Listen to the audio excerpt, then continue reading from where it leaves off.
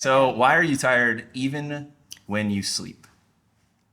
Because you have a 3-year-old Right. and you're sleeping with a foot in your mouth and a fist in your ribs. Why are you tired? What's your excuse? Honestly, I think just stress. Because then you don't actually have really good sleep. So let's talk a little bit about sleep. Circadian Let's talk rhythm, about it. DSIP, and sleep sabotage. Mm. So if your mitochondria had Yelp pages, most of you would have a 1-star review. You're so bad at delivering satire and jokes. If your mitochondria had Yelp pages, most of you would have a 1-star review. Okay, so the peptide of the week, DSIP. It's the sleep stage bodyguard. And let's dive into what is DSIP. Do you want to tell us what DSIP is? Okay, so DSIP I love. It's one of my new favorite peptides. So you can think of medications like Ambien and even like, not prescribed, but like, I was about to say melanotan, melatonin. So those basically knock you out. They make you fall asleep, right? But DSIP it doesn't knock you out and make you fall asleep. What it does is it helps to organize your sleep so that your sleep cycles are more productive and so that you don't have cortisol being released while you're trying to sleep at night. And it's just a healthier sleep. So it's not just knocking you out, it's actually giving you healthier sleep. So that's why I love DSIP. And there's no grogginess in the morning, there's no feeling tired and like hungover from the sleep medication. You actually feel more awake because you got healthy, organized sleep cycles while you're sleeping with DSIP. Yeah, no, I think PT141 used to be my favorite peptide, and now I've changed my mind that DSIP is it. I think when you actually have a regulated, body, meaning you've gotten rid of toxins and you're taking care of yourself.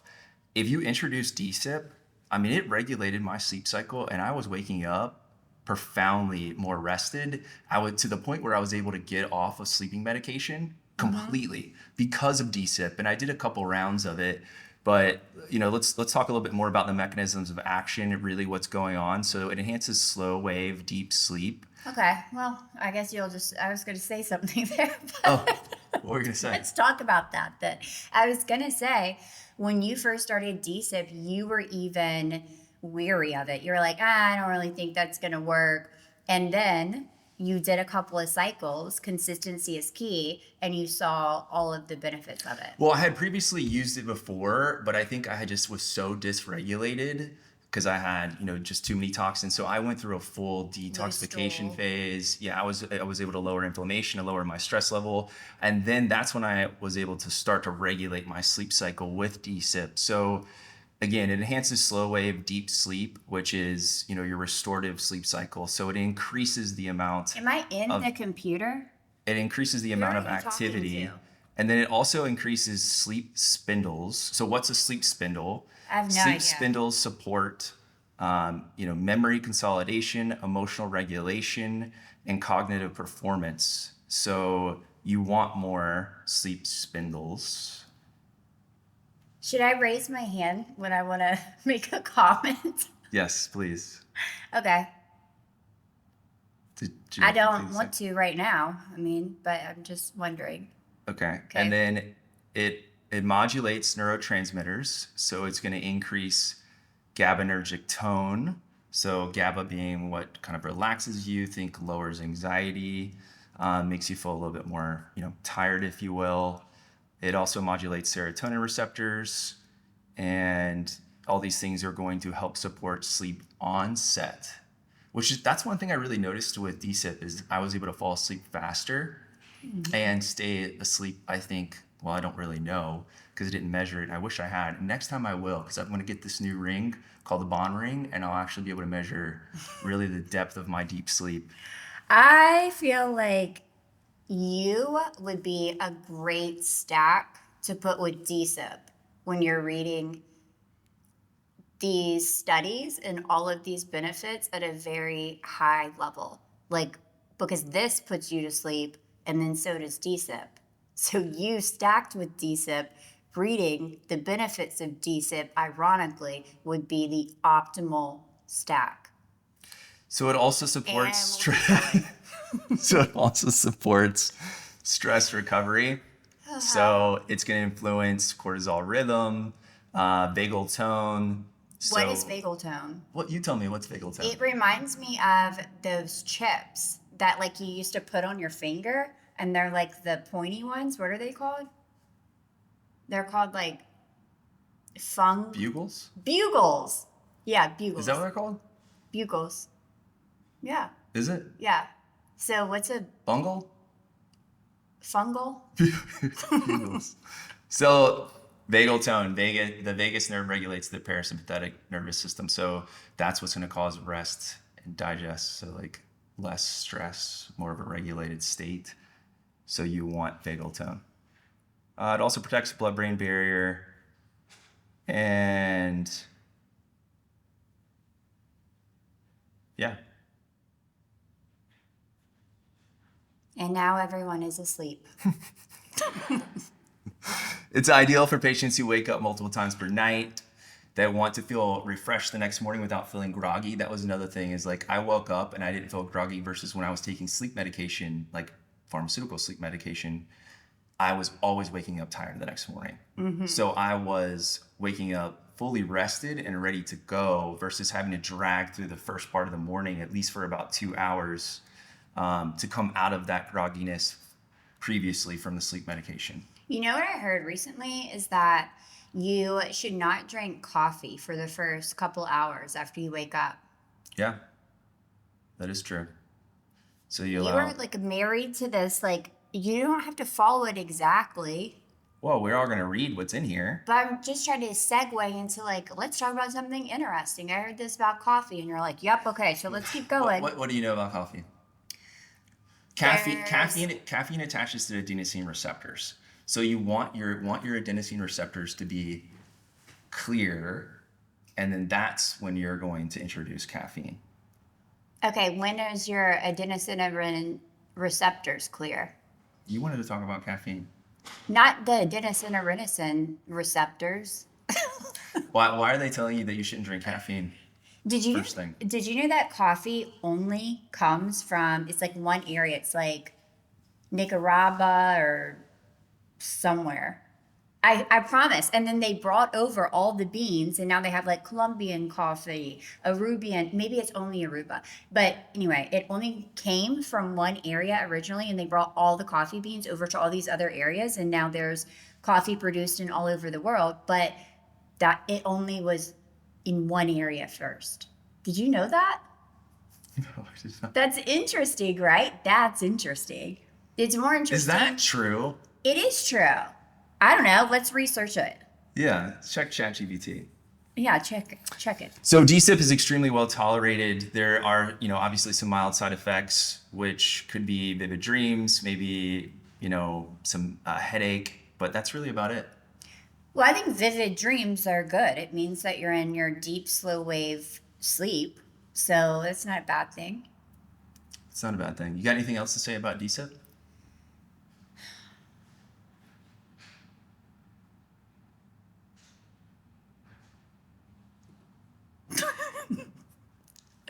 DSIP is the bee's nip. Okay, so this is the stuff that I love. So study breakdown on DSIP. This is the stuff you love. Yes. We can do the stuff I love. So let's see. Oh God, we're doing study breakdowns. Yeah. Okay, let's go. Oh, can't find your studies. Maybe I deleted them off the page. You can't find them, really? Yeah, I know. I'm trying. Okay. So studies about DSIP. I'm just going to summarize it, make it really easy. Are you, though? Not overwhelm everybody. So in the original DSIP study that was published, researchers infused DSIP directly into rabbit brains and saw a dramatic increase in both slow wave and sleep spindles, which we just talked about. They diffused it into their brains? Infused it into their brains. And there was a dramatic increase in both slow wave sleep, so the good deep sleep, and then sleep spindles, which we know, but that's where memory consolidation happens and all the other good stuff. The two deepest and most restorative sleep phases. And what's fascinating is that they tested 8 other peptides and none of them produced the same pattern. Only DSIP. And this confirmed DSIP's unique ability to stabilize sleep architecture rather than sedate the brain. I'm going to start calling you DSIP. Okay, so is this true? You can catch up on sleep on the weekends? No, because it takes more than 2 days after you have missed sleep. Right? What? With what? No. No, it's about circadian rhythm, right? So, yeah, like maybe you didn't get much sleep during the weekday for whatever reason. Your daughter was keeping you up. So, on the weekend, you're trying to catch up, right? So, if you try to sleep in further, or maybe you go to sleep later, you're going to disrupt your sleep cycle because during the week, right? Like you want to go to bed at, let's just say 10 and you're waking up at 5 a.m. You want to stay on that cycle even during the weekend. You don't want to change that cycle because I've noticed it personally. If I stay up later and then if I try to wake up later, I disrupt my entire circadian rhythm. So come Sunday night, I've got a little bit of Monday scaries because I'm not able to fall asleep the way that I normally would. And I'm also waking up just extremely tired.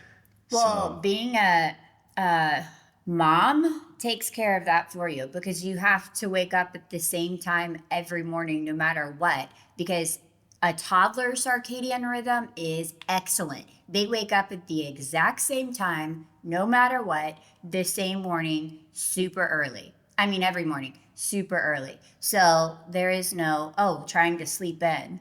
Not at least for like the next 5 years, probably. well, what you could do is you could get on the same sleep cycle as your child, right? So like she has a bedtime, right?